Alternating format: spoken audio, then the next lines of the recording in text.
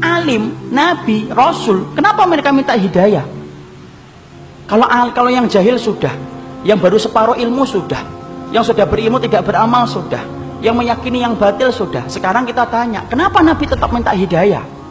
Kalau 4 tadi menceritakan tentang diri kita, tapi kalau kemudian yang kelima, kenapa Nabi dan orang-orang soleh yang mengikuti jalan para Nabi, yaitu para sahabat, para tabi'in, dan kita yang berusaha untuk mengikuti mereka, ridwanullah alaihim, kenapa kita masih tetap minta hidayah?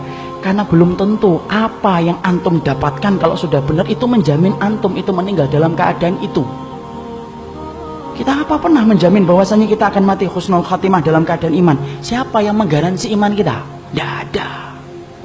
Minta hidayah supaya Allah itu memberikan istiqomah setelah kita dapat ilmu yang benar. Bukankah Allah menunjukkan lembaran-lembaran kehidupan sejarah, banyak orang yang mereka itu bertabur iman di awal kehidupan, tetapi mereka matinya murtad. Bal'am bin Ba'urah, apa kurangnya Bal'am bin Ba'urah? Hidup pada zaman Nabi Musa, di mana doanya dikabulkan oleh Allah setiap waktu-waktu yang sempit dan terdesak. Sampai Malik bin Dinar berkata, karena mujabud da'wah fi syada'id. Kalau sudah bicara tentang Bal'am bin Ba'urah, Masya Allah, doanya selalu dikabulkan oleh Allah dalam keadaan genting. Kata Malik bin Dinar rahimahullahu ta'ala ketika menafsirkan surat Al-A'raf 175. Tapi matinya murtad. Rajal Unfuah, sahabat Nabi, dipuji oleh Abu Bakar, dipilih oleh Abu Bakar untuk menjadi delegasi sunnah, mendakwahkan kepada Musalam al-Kadzab, matinya beriman, murtad. Ubaidillah bin Jahsy yang pernah menyelamatkan kehidupan agamanya sampai ke Habasyah, ketika Nabi masih di Mekah, ikut di dalam hijrah yang pertama, hijrah yang kedua ke Habasyah, beriman? Tidak, murtad di Habasyah. Kecintaannya minum khamr menjadikan dia murtad. Seorang muadzin yang diceritakan oleh Imam Qurtubi, murtad ketika kemudian tergiur dengan pesona seorang wanita yang dia lihat ketika adzan di tempat yang tinggi. Orang dulu ketika adzan naik ke tempat yang tinggi, melihat seorang wanita begitu cantik turun, ini gentle dia ini, turun, dia katakan dia cinta sama wanita itu. Wanita itu berkata, tidak bisa kami nerima kamu karena kami Nasrani dan kamu Muslim. Loh, dengan apa saya bisa diterima? Berpindah kepada Nasara. Pindah, ikhwan. Murtad, meninggalnya di hari dia meninggal dunia, akan mencampuri istrinya, naik ke atap, kemudian jatuh. Belum sempat mencampuri wanita yang menjadikan dia murtad. Siapa yang menjamin? Ini yang kemudian kita khawatirkan. Minta terus hidayah. Kenapa kita minta hidayah walaupun kita itu sudah memelihara jenggot, sudah kemudian ngaji, istri kita sudah kemudian berhijab yang syar'i, kegiatan kita sering datang ke kajian ilmu, bertemunya kita dengan orang yang solih, terus kita menjaga hangatnya iman. Tapi kenapa kita tetap minta hidayah walaupun ikhtiar sudah kita lakukan? Karena tidak ada yang menjamin antum akan masuk surga kecuali Allah. Ya, makanya sampai dikatakan oleh Rasulullah, ada di antara kalian, fa inna ahadakum la ya'malu bi amali ahlil jannah hatta yakuna bainahu wa bainaha illa dhira'un fayasbiqu alaihi alkitab fayamalu bi amali ahli nari hatta yadkhuluha. Makanya sampai Nabi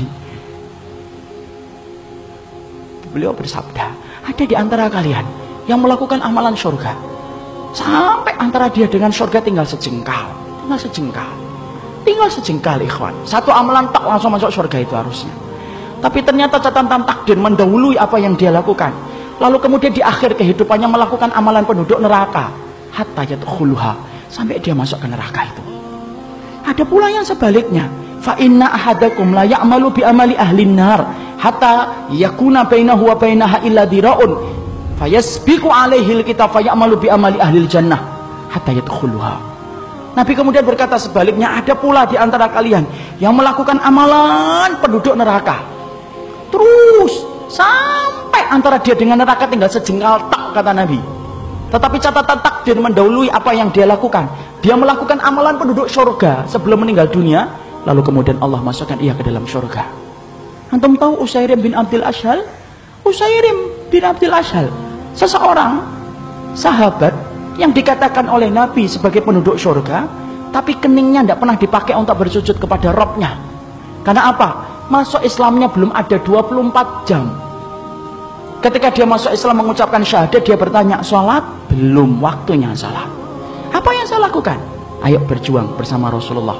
Berjuang bersama Rasulullah SAW dan para sahabat. Ketika kemudian dalam peperangan tersebut Allah takdirkan dia meninggal dunia. Ketika meninggal dunia, Maka rame para sahabat membicarakan tentang Utsairim bin Abdul Asyhal. Sampai Abu Hurairah berkata, inilah penduduk surga yang belum pernah menempelkan keningnya untuk mencium bumi bersujud kepada Allah. Itulah Utsairim bin Abdul Asyhal. Siapa yang jamin, ikhwan? Jangan sombong kalau kita hari ini sudah ngikut-ngitip, Pak. Jangan sombong ketika kita hari ini sudah ngaji. Belum tentu itu akan menjadi jaminan bahwasanya itu menjadi keimanan kita ketika meninggal dunia. Jangan magrur. Apa itu magrur? Tertipu dengan amalan kita. Merasa bahwasanya amalan kita itu akan pasti menjadikan kita masuk surga. Siapa yang jamin? Minta hidayah kepada Allah, supaya kemudian kita diberikan oleh Allah. Kalau antum betul-betul orang yang solih, supaya hidayah yang antum minta menjadikan antum diberikan istiqomah sampai antum meninggal dunia. Itu yang kita minta kepada Allah. Inilah pentingnya hidayah. Makanya di dalam kehidupan kita sampai Allah terangkan doa yang pertama bukan doa meminta ampunan. Doa yang pertama bukan meminta surga. Doa yang pertama di dalam Al-Quran bukan meminta perlindungan dari neraka.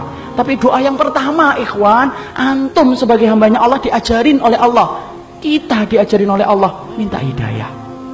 Karena kalau antum sudah dapat hidayah, antum diampuni oleh Allah. Kalau antum sudah dapat hidayah, antum dimasukkan surga oleh Allah. Kalau antum minta hidayah, antum akan dijaga dari api neraka. Dan itu didahului dengan hidayah.